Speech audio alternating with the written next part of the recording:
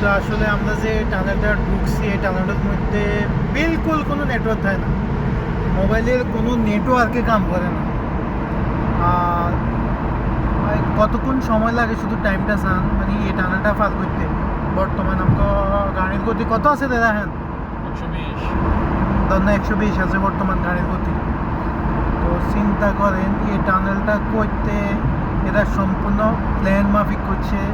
মনে করেন বৃষ্টি ঝড় বাদল হ্যাঁ কাদা মাদা যায় হোক কোনো সমস্যা নেই, কিন্তু আঙ্গু দেশে সোল হাসিনে একটা টানেল করছে এখানের মধ্যে বেলে হন মেলে গামায় গামায় সাইডে দিয়ে হানি বাইরে।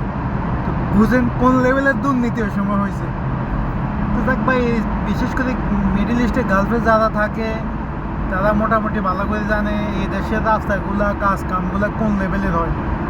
কারণ এখানে চুরি করার কোনো সুযোগ নেই। এরা চুরি করে, তবে ওই যে রাস্তাঘাট ঘর বাড়ি দুয়ার রেডি করতে করে না, এটা শুধু ওই যে লেবারের হকমারি খাই আর কি, পাশের দূর, আর অন্য কোনো কিছু না। তাও সৌদিরা খায় না, কিন্তু ওই আঙ্গমতো বাঙালি মানে আজনবী যখন মারে সবচেয়ে বেশি মারে আপনার মাসরিগুনি। তো আর বাঙালি তখন মারবে, এটা কই লাভ নেই। তো এখন মোটামুটি আর কি সামনে জাম আছে, আঙ্গো স্পিডও বহুত কমে গেছে। মাশাল্লাহ প্রায় 1 মিনিট 27 সেকেন্ড হয়ে গেল। টানেল তো এখনো বহু দূর, এখন মনে শেষ হবো না।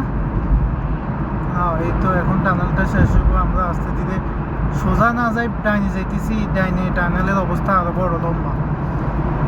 তো এর অবস্থা ব্যাগে ভালো থাকেন, একটু যে টানেল এ নইলে মাঝে মধ্যে মাথাও ঘুরে।